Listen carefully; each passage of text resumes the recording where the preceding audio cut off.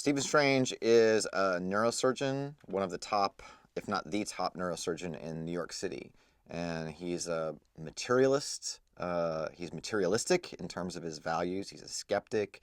And he's really just about living a selfish, narcissistic life. And then he gets into a car crash that mangles his hands, and that sends him on a journey looking for healing for his hands. And that journey ultimately leads him into a world of mysticism and magic.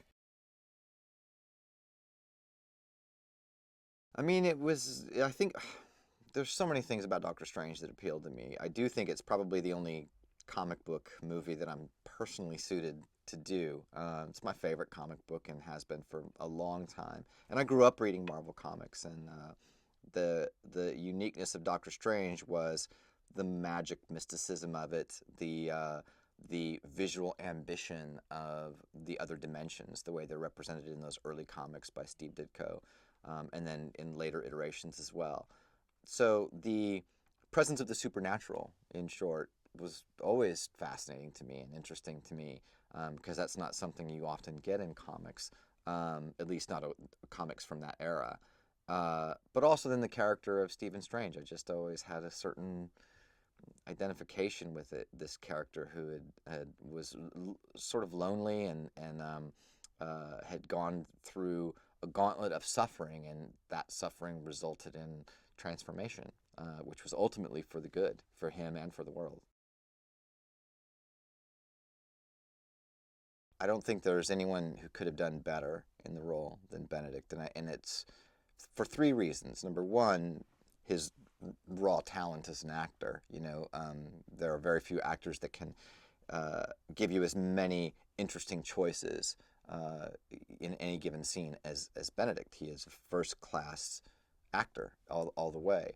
But what separates him from a lot of other first-class actors is, I think, his personal combination of high intelligence and depth of feeling. He has a very active mind, and he is very bright. And when you talk to him, it's very clear that he's very well educated and very smart.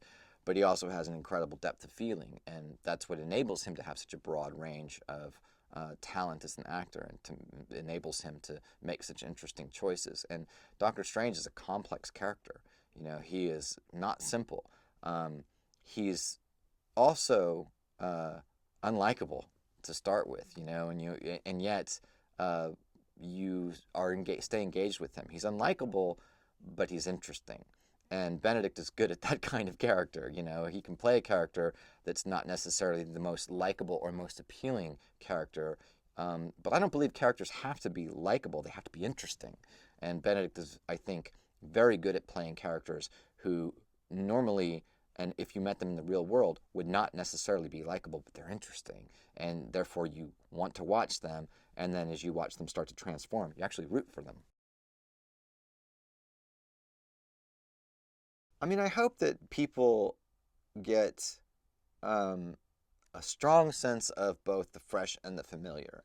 The familiar being, I want it to feel like a Marvel movie. People have a certain expectation when they pay to go see a Marvel Studios movie. And I think this movie feels like a Marvel Studios movie. It's certainly a good origin story of a Marvel character. But I also want it to feel fresh and new. I think that audiences are ready for Marvel to do some unusual things.